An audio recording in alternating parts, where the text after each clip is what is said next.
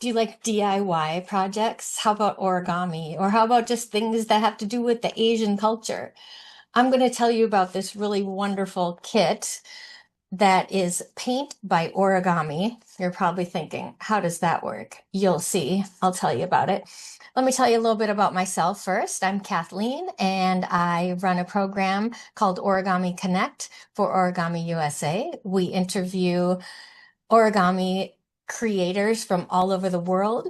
I host that program, and I also run a small business called Origami and You. I teach online classes to corporations for team building, and I also do in-person origami classes. So look me up if you have any needs, Origami and You or at Origami USA.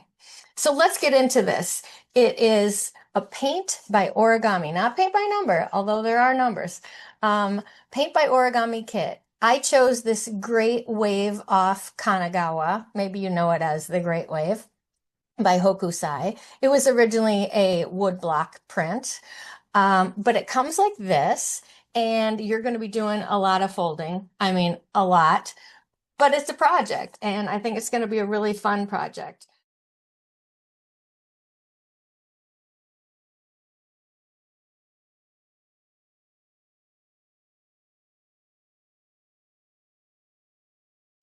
Once you open it, it has these adorable little masu boxes. For those of you that do origami, you know this is a masu box. Here's one, clearly labeled. This one has tiles 1 through 99. And then when you open the very first one, this is brilliant. I was really impressed with this. There are practice pieces because the first pieces, of course, you're thinking, oh my gosh, I don't want to mess it up.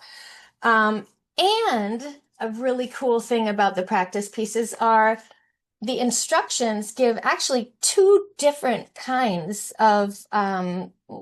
styles to make two different tile styles. That's a tongue twister. You can have the simple tile or the ornate tile. So not only do you get practice folding, but you get practice trying each one.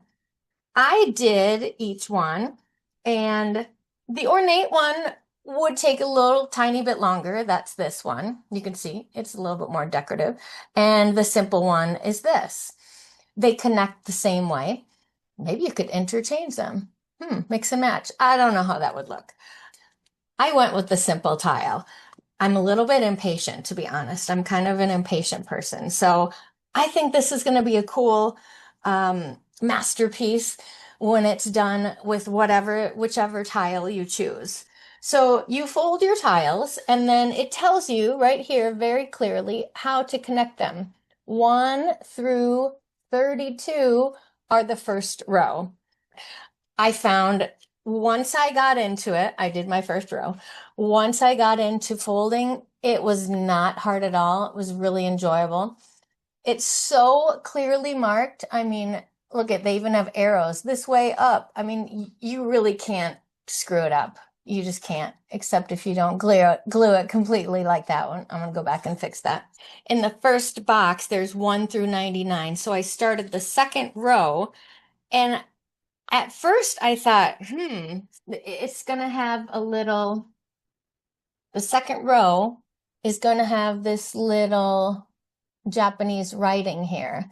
And when I looked at the piece or the pieces, they looked like that. And I thought, is this right? Is this gonna come out okay? Yeah, it does.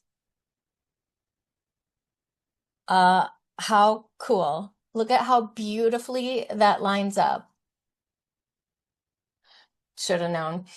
I mean, Chris's attention to detail with this is really quite amazing. For these 34 pieces that I folded, I really only felt like maybe one was a little bit, teeny tiny bit off with being square.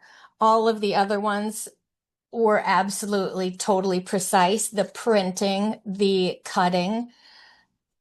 How this is made, I really don't know. I mean, it's not for me to know, huh? It's just for me to fold and have fun. I think this is going to be a really great project to be working on little by little. Those of you that already do origami and like modular projects, it's going to be a lot of fun. And think of the masterpiece when you're finished. I really hope that there's a place that those of us that do this, can all take pictures of ours and send them in. Maybe that will even entice me to choose another one. And I can't wait to finish my great wave off Kanagawa. I hope that you order one, and I would love to see yours sometime.